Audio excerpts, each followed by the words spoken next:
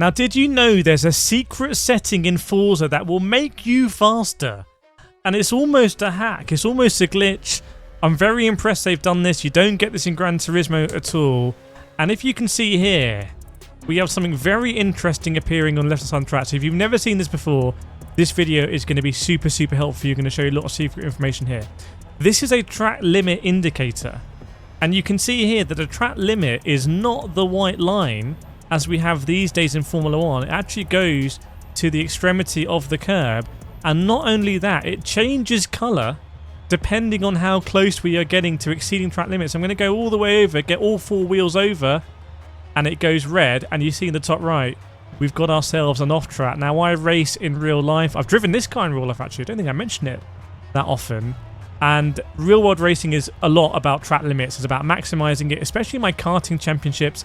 It makes a huge difference. So I'm super excited to be here at Catalonia, a track that I've walked in real life. I've cycled it in real life, done cycle racing here, been here quite a few times. And are the track limits going to be what we expect? So hopefully you're going to get some very valuable information generally on where Forza likes to draw its track limits.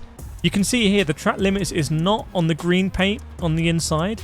I think there are some areas in Gran Turismo like Interlagos where you do get very generous track limits there. So it goes to the extremity of the curb, not those yellow sausage curbs, but the red and white strip classical curb there on the inside. See here, we also have standard track limits. So that means if you want to open up this corner here at Catalonia and carry the maximum speed through the apex, really technical corner this, you want to be all the way over, dipping a few wheels on that blue paint, coming in here. Here I would say you don't really want to go over the inside unless the physics is going to hook you around the curb, which can happen.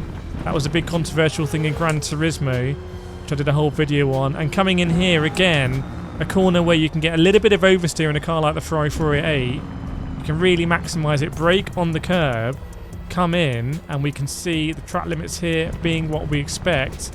Now, are we going to get a little bit of wider track limits on the outside of the next curb coming up? Let's see, because this is one that you really want to open up. I've been here in real life and it really does collapse down.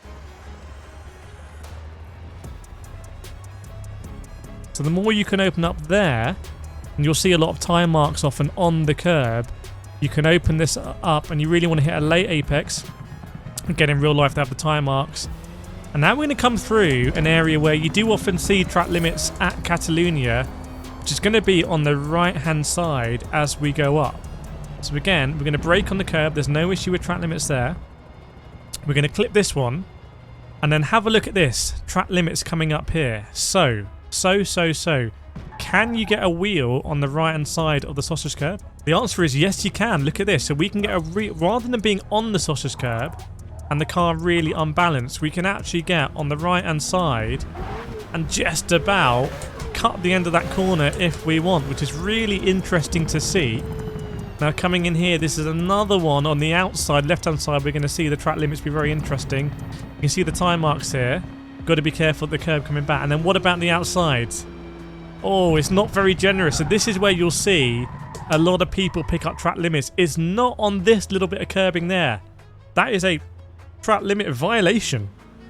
It's on the inside. By the way, if this video is helping you, please do make sure you're subscribed. I know so many of you are. It really does help me out. Now we come to the reprofiled hairpin here. It's not really a hairpin anymore, is it, at Catalonia? I actually kind of prefer the old one, to be honest, but this is, I think, converges the MotoGP and the Formula 1 layouts now, doesn't it? So, there's someone going backwards there, very nice. So we can see here, it's just on this white line now, just on the white line. Obviously, you don't want to be there. And coming over here, this is the highest point of the circuit, it feels like, by the way. Track limits on the outside is going to be similar. So here you can see if you're dipping a wheel in the gravel here, you're going to be outside track limits. If you see someone ahead of you, they're kicking up a little bit of gravel on the outside, you can expect them to get a penalty, essentially, which is useful to know. Now this curb on the inside here is an absolute monster in real life. This one here is one chunky boy. Hopefully you'll see me on top of it. And what about, I mean, absolutely critical for Catalonia this. Absolutely critical.